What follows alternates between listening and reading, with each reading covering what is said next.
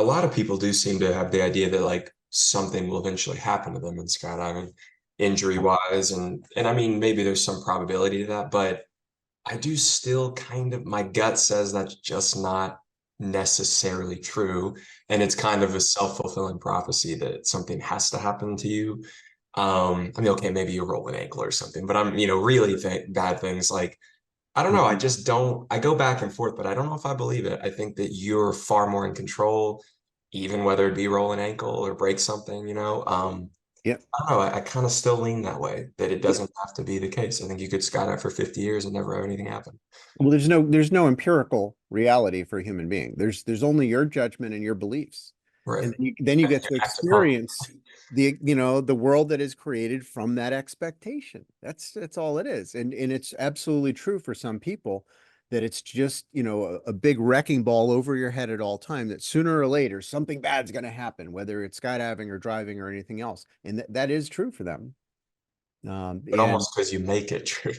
You almost write that absolutely. story and then you make sure that the movie goes that way. That's the quantum field. Yeah. And if you expect that you're the one that walks away, right? Because you spend a lot of time telling that story in your own mind, that you're the survivor, you're the one that fixes things that are broken, right? You're the one that somehow rises to the top, and maybe things happen to other people, but you create a bubble of safety around yourself. That's your self-hypnosis, I guess, is one way to look at that. Because of repetitive thoughts, it generates a belief, a way of seeing the world. And as a result, you tend to have that occur. I mean, I'm not saying that bad things don't happen to good people, because sometimes people that are optimistic and just full of the expectation that their life is going to be great, then a meteor is going to fall out of the sky onto their heads. Yeah, sure. Of course, you have to acknowledge that there's multiple variables in this very complex human environment. That said, we definitely skew the variability. We skew it towards that expectation. Mhm. So yeah.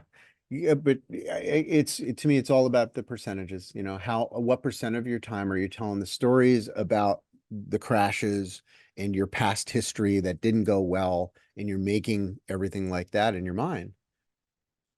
Everybody's going to have a bad landing, but if you spend a lot of time that day thinking and talking about that bad landing, and the next day you get up and you tell more people about that bad landing, what are you doing here? You have to be really conscious about how you're generating thought to generate a future. You know, it's a lens on your flashlight towards the future. Put the right lens on there. Especially as skydivers, you can have some really exciting things happen if you've got that negative expectation attitude. And at the very least, you make yourself miserable. Even if nothing happens, you're still, the sky is falling. You're expecting it. And that's a ruined day too, in my book.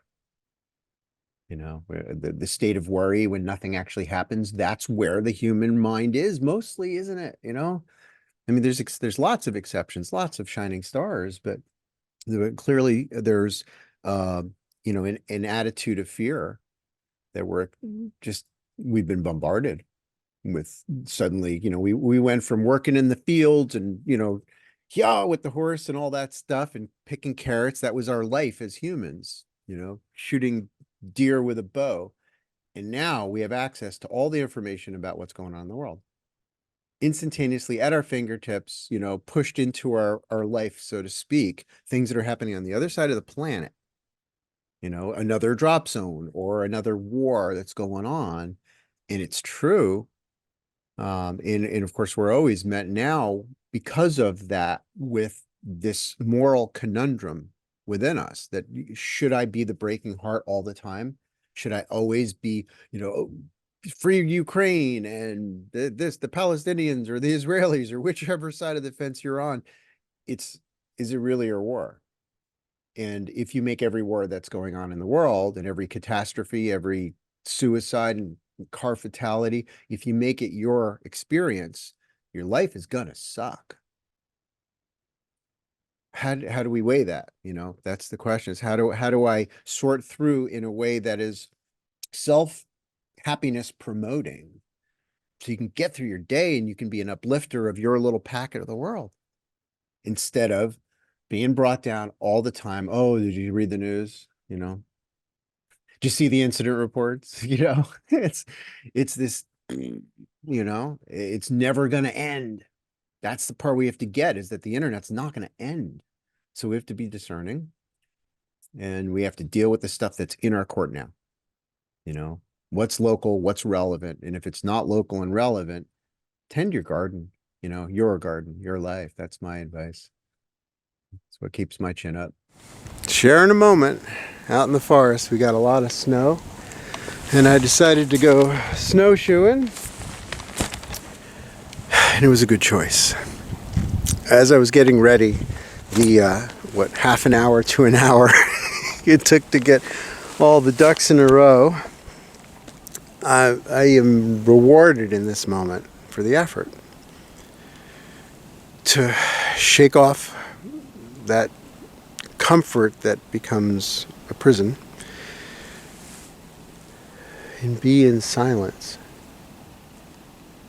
in the hush of the snowy forest. Every once in a while I can hear the sound of a bird. No people noises at all. I'm already a good half a mile in, and I'm just digging the silent sound. It's awesome. Yeah, so welcome to my hike.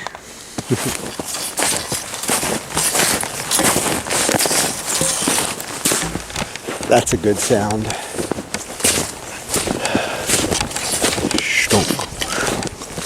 The rhythm. Hypnotizing. I am so loving this. So beautiful. Can you hear that sound?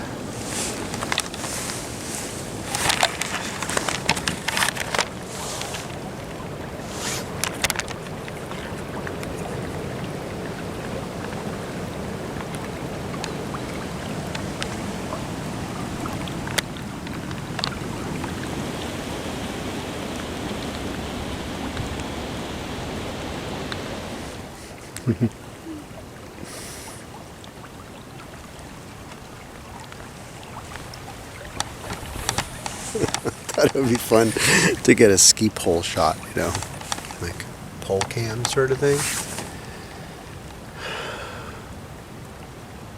I'm just enjoying sitting here and bypassing my labeling and just being here.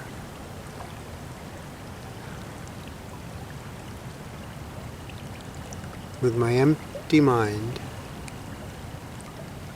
that's full with the forest.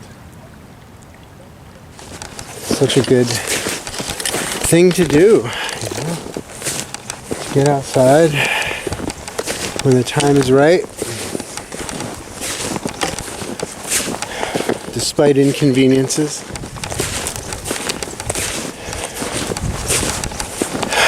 To remember who you are.